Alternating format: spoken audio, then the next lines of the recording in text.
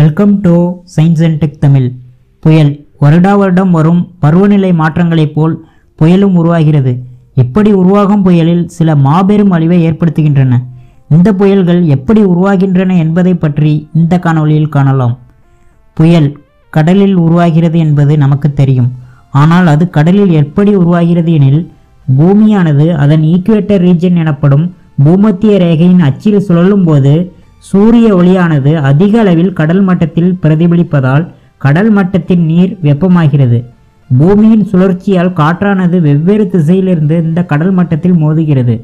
வட மற்றும் தென் துருவத்திலிருந்து மோதும் காற்று நீரின் மேற்பரப்பில் காற்றழுத்தத்தை அதிகரிக்கிறது. இதனால் அடிப்பரப்பில் உள்ள காற்றின் அழுத்தம் குறைகிறது. இப்படி நீரின் மேற்பரப்பின் காற்றழுத்தம் அதிகமாவதும் வெவ்வேறு திசையிலிருந்து காற்று கடல் மட்டத்தில் மோதுவதும் நீரின் ஒரு பகுதியில் சுழல் போன்ற இயக்கத்தை உருவாக்குகின்றன. இந்த சுழலுக்கு வர்டெக்ஸ் என்று பெயர். இந்த வர்டெக்ஸ் மையத்தில் குழி போன்ற வடிவம் உருவாகும். இந்த குழியை ஐ என்றும் இதனை சுற்றியுள்ள பகுதியை ஐவால் என்றும் குறிப்பிடுவார்கள். வெவ்வேறு திசையிலிருந்து மோதிய காற்றானது இந்த ஐவால் வழியாக சுழன்று வெப்பமாகி ஈரப்பதத்துடன் மேலெழும்புகிறது. இந்த காற்றழுத்தத்தால் மேலெழும் காற்றில் நீர் ஆவியாதல் நடைபெறுகிறது. இதனால் மேகங்கள் உருவாகின்றன. இவ்வாறு ஏற்படும் நீர் சுழலானது ஒரே இடத்துடன் நின்றுவிடாமல் பூமியின் சுழற்சிக்கு ஏற்ப காற்றின் அழுத்தத்தால் ஒரு இடத்திலிருந்து உருவாகி மெல்ல மெல்ல நகர்ந்து செல்கிறது.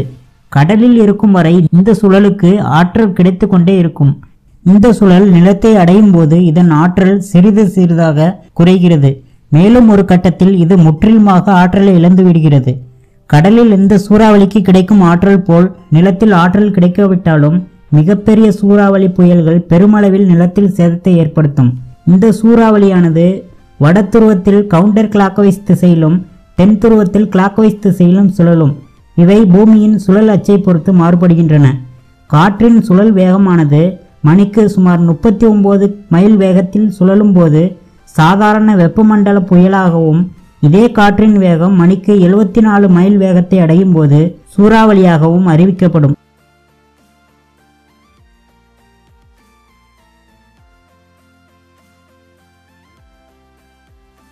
இந்த சூறாவளியானது அட்லாண்டிக் மற்றும் பசிபிக் கடல் பகுதியில் உருவாகின்றன.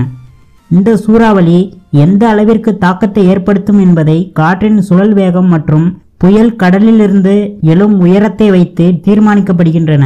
நாம் நினைக்கும்படி ஆண்டிற்கு 1 அல்லது 2 புயல்கள் மட்டும் உருவாவதில்லை. ஆண்டிற்கு சுமார் உலகமெங்கும் 86 வகையான புயல்கள் உருவாகின்றன. அதில் 47 வகையான புயல்கள் சூறாவளியின் வேகத்தை அடைகின்றன. அதில் 20 மட்டுமே மிக தீவிர நிலையை அடைகின்றன. பெரும்பாலான புயல்கள் கடலிலேயே அதன் ஆற்றலை இழந்து விடுகின்றன.